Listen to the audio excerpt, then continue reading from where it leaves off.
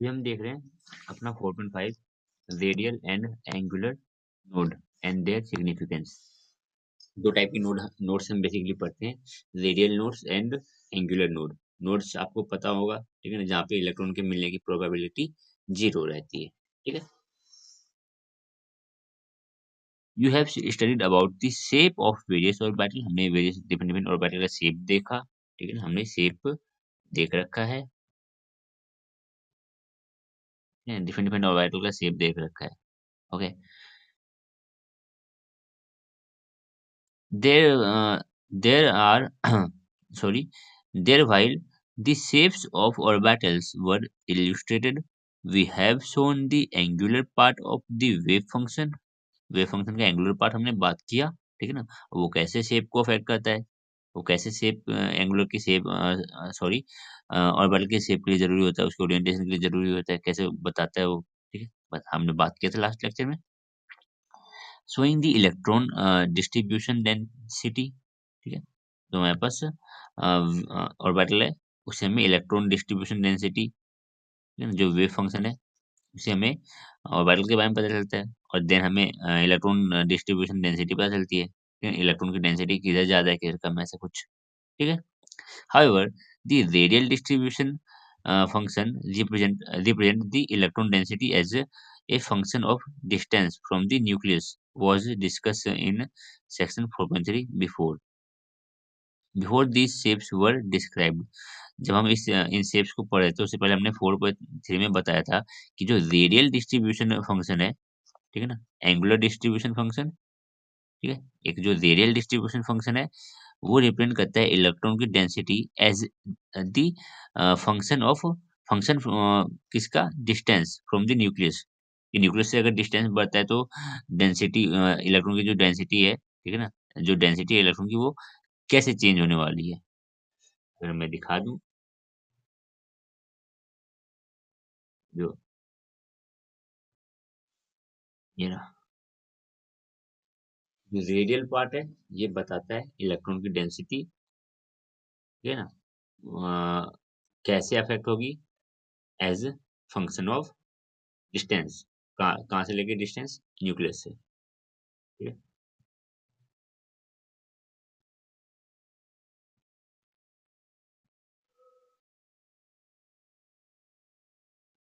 please note that the radial part of the wave function has not been shown while the shape of orbital were given in figure 4.4 to figure 4.4 to 4.7। जब हम figure देख रहे हैं 4.4, देखो 4.4 ये रहा, 4.4 देखा हमने, 4.5 देखा हमने, 4.6 7 सब फिगर्स देखे हमने, तो वही बोला जा रहा है कि रेडियल पार्ट, जो वेव फंक्शन का जो रेडियल पार्ट है वो शो नहीं किया गया है जब हम ऑर्बिटल के शेप्स को देख रहे हैं इन फिगर्स में। The shape of orbital described in last section shows many areas where which have zero electron density। ठीक है, लाइक यहाँ देखो, ये जो प्लेन अगर आप यहाँ पे इमेजिन कर पाओ, एक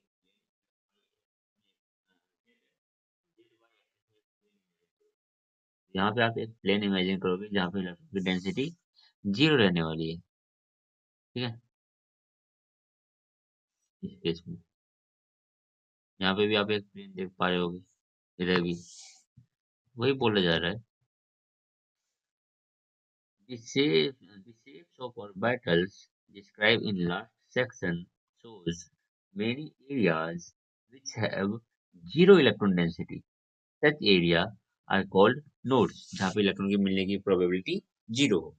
लाइक ये आप देख पा रहे हो, ये हमारे पास क्या है, पीजेड ऑर्बिटल है, और ये जो हमारे पास एक प्लेन बनता है बीचों बीच, एंगुलर नोड कहलाएगा ये, जहाँ पे साई कितनी है, वेव फंक्शन कितनी आनी चाहिए हमारी यहाँ पे, 0, प्रोबेबिलिटी ऑफ फाइंडिंग इलेक्ट्रॉन क्या है, 0।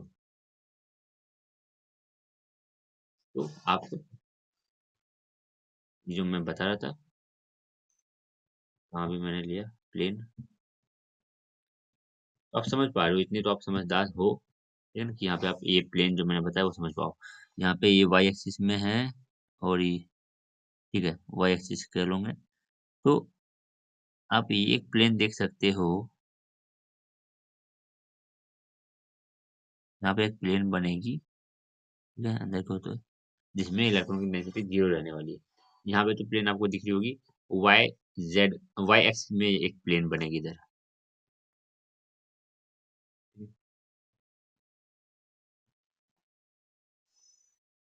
दी नोड्स कैन बी रेडियल और एंगुलर। जो नोड्स होते हैं वो रेडियल नोड्स हो सकते हैं और एंगुलर नोड हो सकते हैं, ठीक है ना। हालांकि जब आप देख रहे हो पी ऑर्बिटल, तो यहाँ पे आपको ये एंगुलर नोड देखने को मिलता है। जब आप देखते हो 3s ऑर्बिटल, तो एस ऑर्बिटल जब आप देखते हो, जरूरी नहीं 3s, जब आप एस ऑर्बिटल देखते हो तो वहां पे आपको देखने को मिलता है रेडियल नोड, ठीक है ना। एस ऑर्बिटल में आपको देखने को मिलता है रेडियल नोड।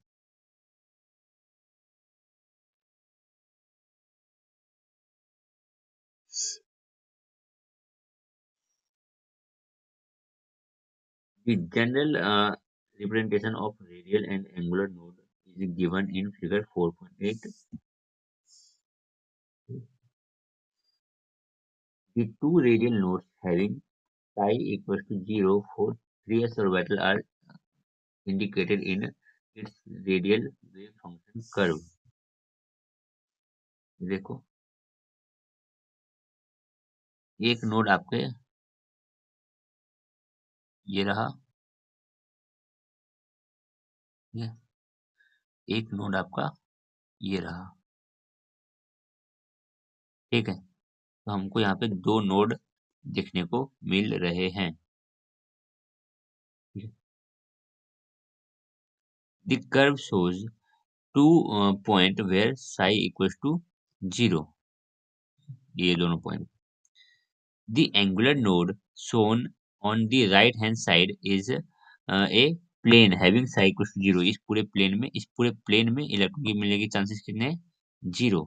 यहाँ पे तो पूरा का पूरा एक प्लेन है जहाँ पे इलेक्ट्रॉन के मिलने के चांसेस कितने हैं? 0।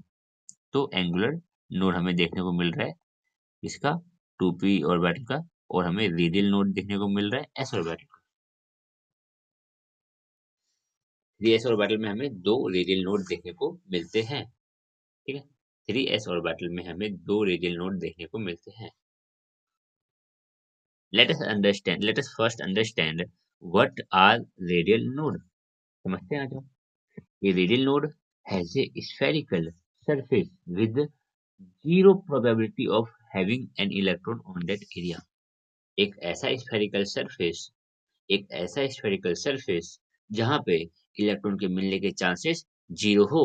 और ये हमें कहाँ पे देखने को मिलता है? ये स्फेरिकल सरफेस एस ऑर्बिटल के लिए देखने को मिलता है। ये पी के लिए, डी के लिए, एफ के लिए नहीं देखने को मिलेगा। एक स्फेरिकल सरफेस जहाँ पे इलेक्ट्रॉन के मिलने के चांसेस 0 हो, ये आपको एस ऑर्बिटल के लिए देखने को मिलेगा। तो यही जो सरफेस है स्फेरिकल सरफेस, इसी को हम बोलेंगे एक नोड है। ये हमारा एक नोड है, ठीक है ना। ये हमारा एक रेडियल नोड है। हालांकि यहाँ पे आपको एक पूरा सरफेस कैसे दिखाया जा सकता है? 3D तो नहीं दिखाया जा सकता, ठीक है ना। आप इमेजिन कर लो, आपके हाथ में एक फुटबॉल है, तो उसका जो पूरा सरफेस इमेजिन कर लेना कि वो आपका एक नोड है। उस पूरे सरफेस पे इलेक्ट्रॉन के मिलने के चांसेस 0। यहाँ पे दो सरफेस दिखाए गए हैं, सीरियस ऑर्बिटल के लिए। Such radial nodes are shown below for various s orbital, figure 4.9, along with their radial probability density curve। देखो, 1s 2s 3s, 1s orbital में आप देख रहे हो, 1s ऑर्बिटल में आप क्या देख रहे हो? आपको नोड कितना दिख रहा है? आपको यहाँ पे एक भी नोड नहीं दिख रहा, ठीक है ना। आपको यहाँ पे नोड नहीं देखने को मिलता है। 2s ऑर्बिटल में आपको एक नोड देखने को मिलेगा। 2s ऑर्बिटल में यहाँ पे आपको एक नोड देखने को मिलेगा, ठीक है ना। 3s ऑर्बिटल में यहाँ पे आपको दो नोड देखने को मिलेंगे। 3s ऑर्बिटल में आपको दो नोड देखने को मिलेंगे। एस ऑर्बिटल के लिए ऐसे ही होता है, ठीक है ना। 1s ऑर्बिटल के लिए नोड 0, 2s ऑर्बिटल में नोड होते हैं 1, 3s में 2, ऐसे ही होते हैं, 4s में 3, ठीक है। देखो बिल्कुल सिंपल सिंपल सी चीजें हैं, ज्यादा इसको हार्ड मत ले करना, सिंपल सिंपल है, समझते चलो। In figure 4.9 shown above, uh, you can see that radial probability density curve also shows 2 radial nodes, 0 radial node, 1 radial node, and there is 2 radial nodes in 1s, 2s, and 3s orbital respectively. You can see that radial node is a nodal surface between the region of positive and negative amplitude. ये जो positive और negative amplitude है, इसको हम ज्यादा अच्छे से समझेंगे जब हम बात करेंगे एमओटी की, ठीक है। तभी थोड़ा सा ऐसे ही डाइजेस्ट कर लो, ठीक है, कि पॉजिटिव और नेगेटिव सरफेस, पॉजिटिव और नेगेटिव एम्पलीट्यूड के बीच में हमें देखने को मिल रहा है एक नोडल सरफेस। नोडल सरफेस क्या है? एनी सरफेस जहाँ पे हमें इलेक्ट्रॉन के मिलने के चांसेस 0 दिख रहे हैं। This is shown below for 2s orbital इन 4.10। तो यहाँ पे देखो, तो 2s ऑर्बिटल के लिए ऑब्वियसली बात है, वन नोडल सरफेस हमें देखने को मिलेगा। तो हमें दिख रहा है radial node surface between its positive and negative lobe. Positive और नेगेटिव लोब के बीच में हमें देखने को मिल रहा है एक रेडियल नोड। बस ऐसे याद रखो, कुछ हमें इतना नहीं दिख रहा है पर कि पॉजिटिव और नेगेटिव लोब के बीच में नहीं, बस थोड़ा सा याद रख लो कि 1s ऑर्बिटल के लिए कोई नोड नहीं देखने को मिलेगा, 2s ऑर्बिटल में हमें एक नोड देखने को मिलेगा, 3s में 2, 4s में 3, ऐसे करके एक कम, ठीक है ना। 4s तो एक कम कर दो 3 नोड, 2s तो एक कम कर दो 1 नोड, ऐसा कुछ। 2s ऑर्बिटल n की वैल्यू 2, l की वैल्यू 0, ml की value 0।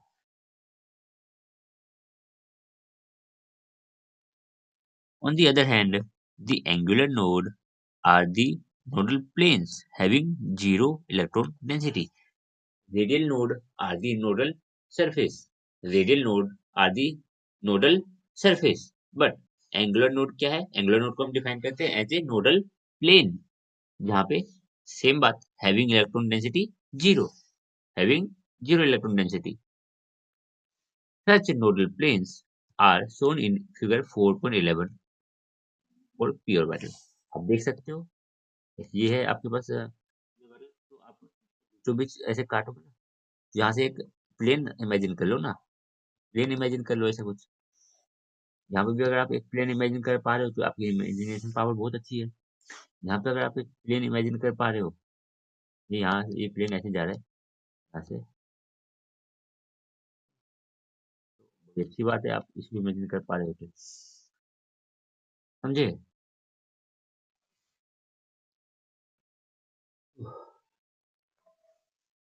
You can C that the sign of the symmetry of the wave function changes when we move from one region to the other across the nodal plane। Nodal plane में आप एक तरफ से दूसरी तरफ जाओगे तो जो वेव का साइन है, जो वेव फंक्शन का साइन है, ठीक है, वो चेंज हो जाता है। तो अभी आपको उतना समझ में नहीं आ रहा होगा क्योंकि ये थ्री डायमेंशनल उतना अच्छा दिख नहीं रहा है, ठीक है। फिर भी थोड़ा सा इसको डाइजेस्ट करो, क्या कर सकते हैं, मैं यहाँ पे आपको दिखा भी नहीं सकता हूँ। You can see that the sign of the symmetry of wave function changes. जो वेव फंक्शन की जो साइन है वो चेंज कर रहा है जब हम क्या कर रहे हैं, हम मूव कर रहे हैं one region to another region across the nodal plane.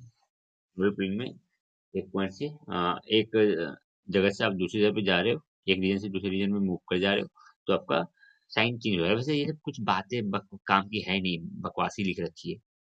Such nodal plane are shown in for d orbital.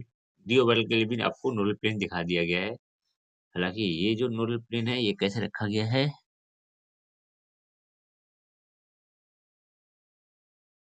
हाँ,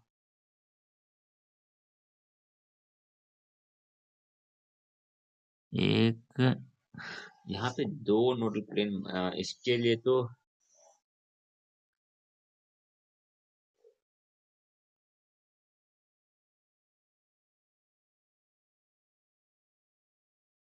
ये क्या किया है इन्होंने।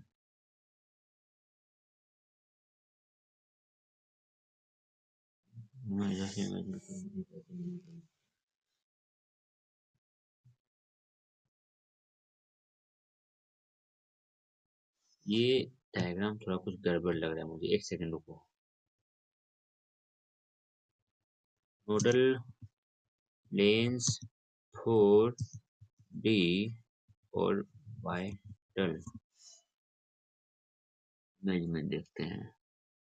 यस, बिल्कुल गड़बड़ था वो, गड़बड़ सा लिख रखा था उन्होंने। यहाँ पे देखो, अब समझ आ रहा है ना, गड़बड़ लगा रखा है। ये जो प्लेन बना रखे हैं, इसी प्लेन में तो ये कलर्स रखे हुए हैं। एक प्लेन ऐसा बनेगा, तो इस लाइन के ऐसे नीचे बनेगी, ऐसे इस लाइन के नीचे, समझना।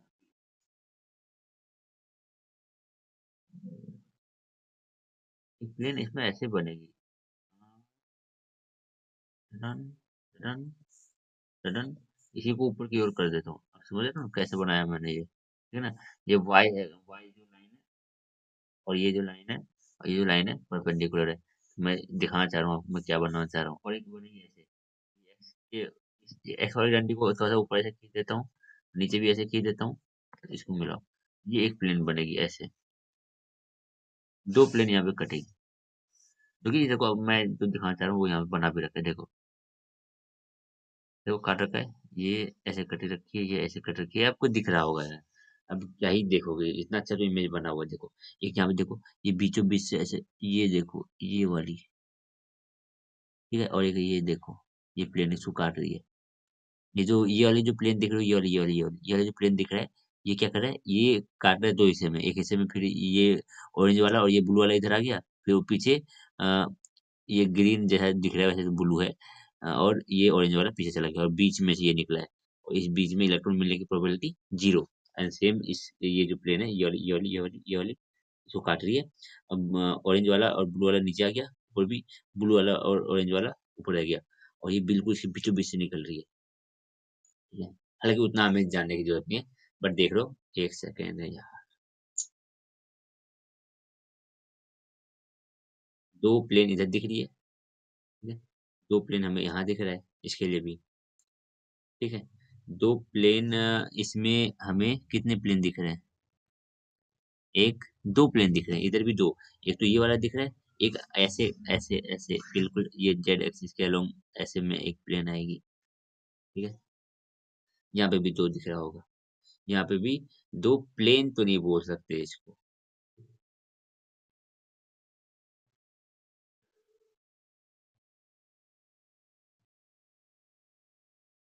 ये आपको पता चल रहा होगा, सिंपल है।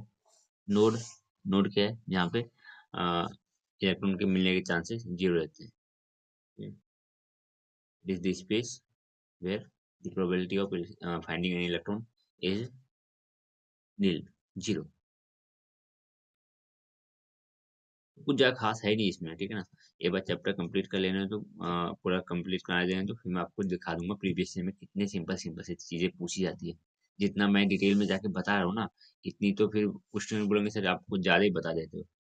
जरूरी भी नहीं है इतनी, वैसे मैं बताता हूँ बस थोड़ा सीखने के लिए। एग्जाम में क्या आता है वो अलग चीज है, थोड़ा सीखना भी जरूरी है चीजों को, ठीक है। हालांकि मैं कोशिश करता हूँ ज्यादा हम इसमें ना उलझे, क्योंकि ये हमारे काम की ज्यादा है नहीं। हमें जितना समझना है हम उतना ही लेंगे, हम ज्यादा इसके डीप में नहीं जाएंगे कि भाई ऐसा क्यों हो रहा है, भाई फिजिक्स से है। हम बायो के स्टूडेंट है, हमें उतनी मतलब नहीं होती फिजिक्स से। हमें थोड़ा बहुत जो भी बेसिक्स है उनको थोड़ा बहुत करना पड़ता है, जरूरी होती है हमारे लिए भी, ठीक है। मुझे ये केमिस्ट्री का पार्ट बन के आती है। चलो कोई बात नहीं, अगला एक लेक्चर और आएगा जिसमें हम डिस्कवरी ऑफ स्पिन के बारे में बात कर लेंगे, बस फिर हमारा ये खत्म। चलो, मिलते हैं अगले लेक्चर में।